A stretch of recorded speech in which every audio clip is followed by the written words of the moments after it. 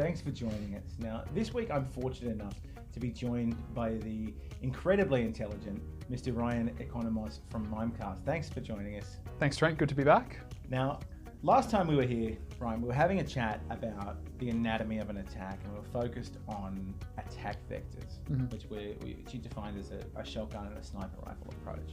Now, today I just want to get a little bit more of an understanding about how an attacker is gathering the information about you, or the type of information they're trying to send to get you to take an action. So maybe you want to start with the shotgun approach of how that looks. Yeah, sure. I think the shotgun approach, there's probably not a whole lot of intelligence gathering, we'll call it, that goes into those types of emails. Like, it is very much the shotgun, so it's like trying to get as broad as possible. So usually what the attacker is going to be looking for there is going to be things like, can we get a well-known brand? Potentially you've got customers of an energy utility vendor, or even something like Netflix. No one wants to go a night without being able to binge watch the latest series. That's true. So being able to have like a service that means something to an individual, and then use some sort of like emotive or language that incites a sense of urgency, and get the user to perform an action. And the reality is that they may send that email to thousands upon thousands of people, and it only takes one person to click on the link in order for that to be effective. So there's probably not a ton that goes into that because of the fact that it is just like it's a very broad type of campaign. Yeah. Okay, so the second one, the shotgun approach, I'm guessing that takes a lot more intelligence gathering, as we were talking about. Yeah, correct. And I guess the sniper rifle approach to, I guess, phishing attacks, a lot more goes into that. So you've got attackers that are very easily able to profile an organization. For most organizations, they'll have a company website, they'll have an About Us page on that website, and that will typically list key people within the business, things like your CEO, your managing director, your financial controllers, etc. So you're going to have those names available, and if you don't have them on your company website, there's what I like to refer to as open source intelligence platforms, which is just social media. So you've got like LinkedIn, and that's really easy to figure out, like company hierarchy, roles and responsibilities, who perhaps reports into whom. So attackers can look at that structure and they can go, okay, well, in order to make this attack effective, I'm going to pretend to be someone of seniority within that business because they've got that ability to control and the ability to ask for things to be done. And I'll target someone within a department like the finance team in order to get some sort of action. So that's sort of like the first approach. The second approach is then, I guess, collating data from other sources. And there's services out there. There's a service called Email Hunter, which you can literally go and put your company domain into, and it basically shows you all the sources where your domain's been found in the web. So this could include things like your CRM system.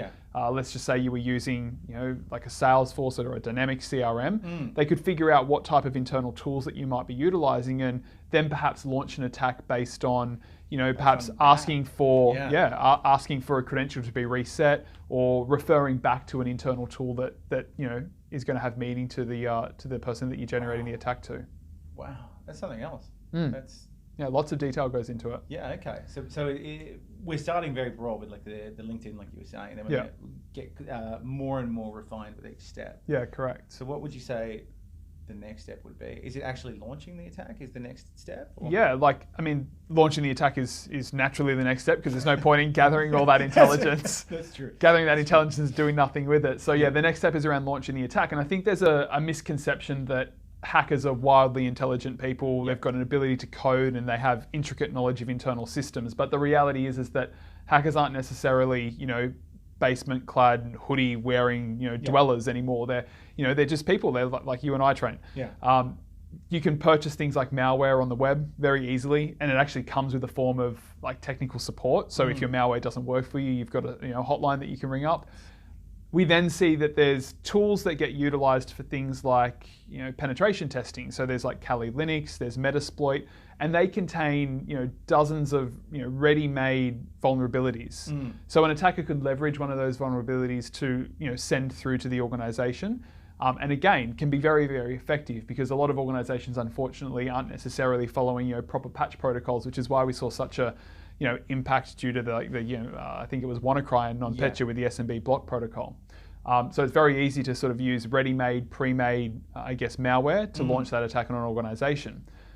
We then see that the attackers may go through, and they're obviously looking to impersonate someone of seniority, And in order to legitimize that further, they may even go to the effort of registering similar domains. Yeah. So that could be like registering a domain with slight character edits. So Mimecast as an example, we have an M in our name.